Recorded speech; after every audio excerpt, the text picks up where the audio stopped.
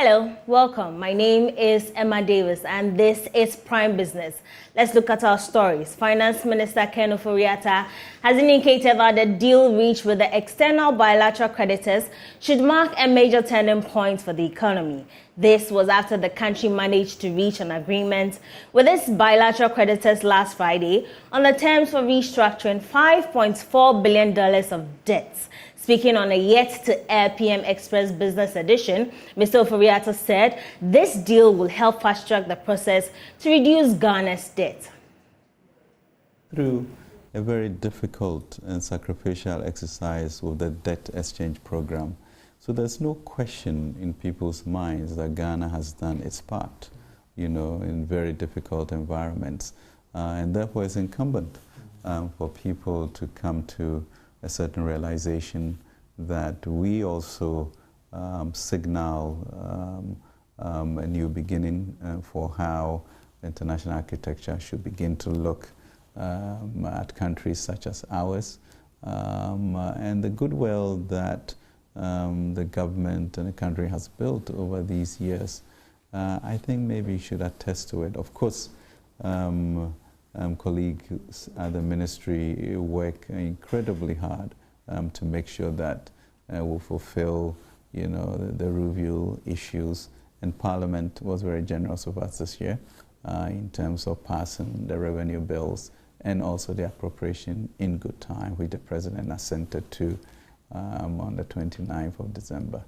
So I think it's been a collective effort and a clarity on the goal. And therefore, of course, there are quite a number of people invested in this thing not happening, but making sure that the work that needs to be done is done. And I think it's really an acknowledgement to all of us as a country that we are thought of differently, and therefore when people sit, they need to consider the Ghana case in a special way.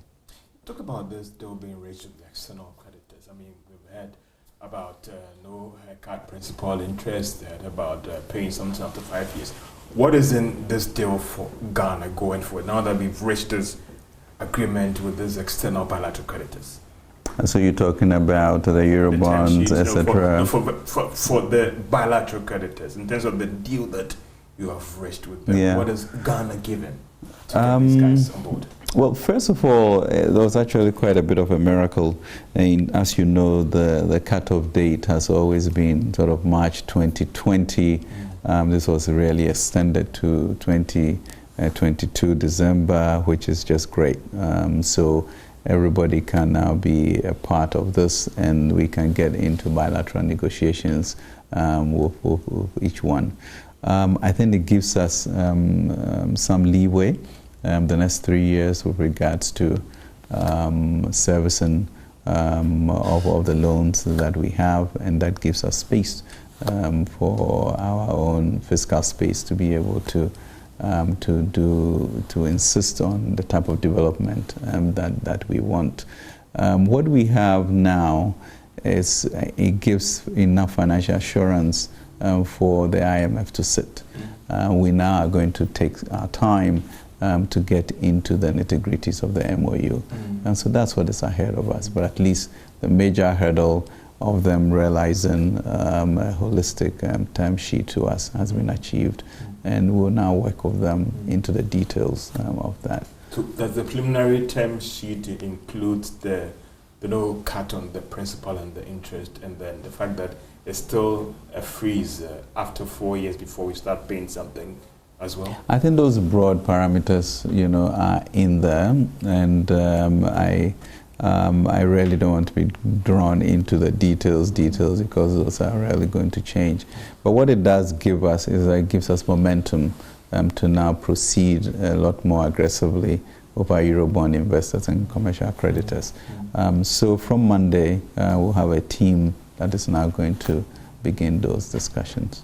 So now it means that you are ready to go to the board, because the IMF had always argued that what they were looking for was that financial insurance. Now that this has been reached, are you ready to go to the board? And is it now the 19th of January that the board? That's correct. Meanwhile, the business community is optimistic the second tranche of $600 million from the IMF will come in handy to complement the impressive recovery of the economy. According to the Association of Ghana Industries, consistent drop in inflation plus the relative stability of the exchange regime can be attributed to the support from the IMF. Hence, the timeliness of the second tranche should help trigger the ease of doing business in Ghana. Chonom Akpelu is the Greater Accra Regional Chairman of the Association of Ghana Industries. You observe that every year, the cycle is such that by January, February, most of the foreign-owned businesses will be cashing out their money out of the economy. They will be cashing out their profit out of the economy. That puts a lot of pressure on the dollar because they need to change and get hard currency to be able to send out of the economy. And so that destabilizes not only the currency, but the economy in general. But if you were to have a policy that ensures that there's an equity law and encourages local citizens to be part of companies and establishments in the country and actually own shares, what will mean is that we will be able to retain all these monies in the economy and actually work hard to export and have the monies come to the economy so that over time we will have a more stabilized regime rather than waiting for an IMF bailout. The good thing is that the inflation rate has been there's an improvement in the inflation rate, but we would like to see a more deeper inflation. Ideally, we look forward for single-digit inflation rates. Normally, it's better that way, so that you can be sure that prices are generally more stable, and that helps us in our overall industrial planning. And so, of course, the IMF bailout will come handy, hopefully to deepen this, and also for the central bank to consider to reduce its policy rate because it has been inflation targeting focus. And so, really, if this comes, all of these indicators hopefully will be affected in a good way, so that overall the industrial environment in Ghana will flourish. The government will spend about 119.621 billion cedis on compensation and interest payments in 2024. According to the 2024 Citizens Budget by the Finance Ministry, this will represent 52.7% of the expected total expenditure of about 226.68 billion cedis. There's more in this report.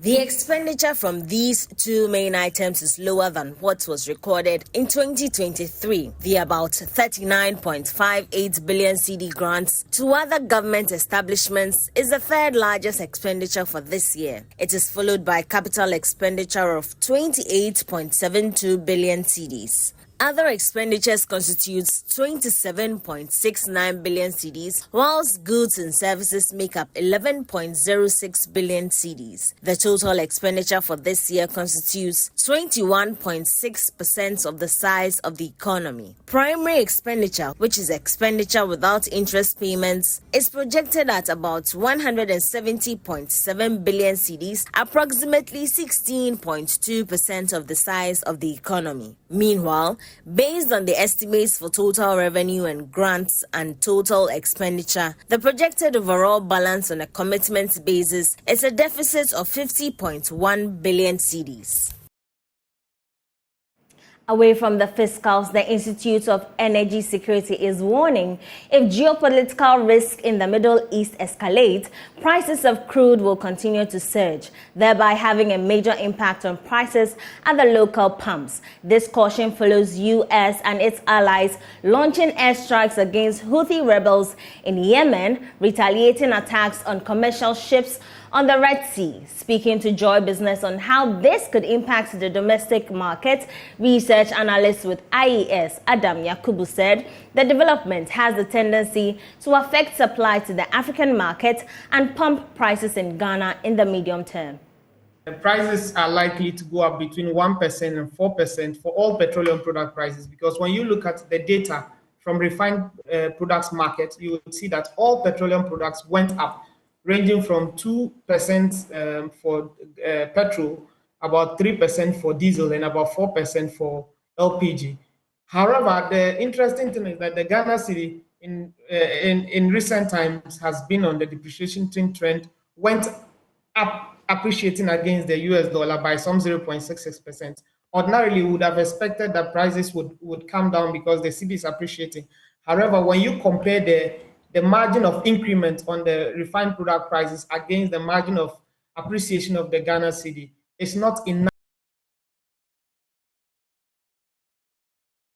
Associate Director of Tax and Regulatory Services at Deloitte, Wisdom Pano, is urging individuals and businesses to seek some tax reliefs and incentives to reduce their tax burden. With government set to implement some new taxes this year, some businesses have already kicked against the implementation of those new taxes. Speaking on the marketplace earlier today, Mr. Kpanu said an effective way of reducing the impact of the new taxes on individual pockets and businesses is for them to take advantage of some reliefs, such as marriage reliefs and reliefs on mortgage interest. Yeah, so for individuals, it's important that individuals are looking at how to get the most out of the tax system. So your income, which is subject to income tax, the rates has been provided for. But then there are some reliefs from the income tax law that would allow individuals to get some reliefs in terms of their taxes, and a number of them. So we have marriage relief, and so the advice is that for individuals, we have to look at what are the opportunities to reduce the tax burden, because that is what the law has already provided for. One of the key ones, which I will mention as the first, is that we have in our Income Tax Act 896, a relief from mortgage interest on residential premises. So if you are paying a loan, the interest on that loan for one residential premises in Ghana, you are able to deduct the interest against your income, your assessable income before tax.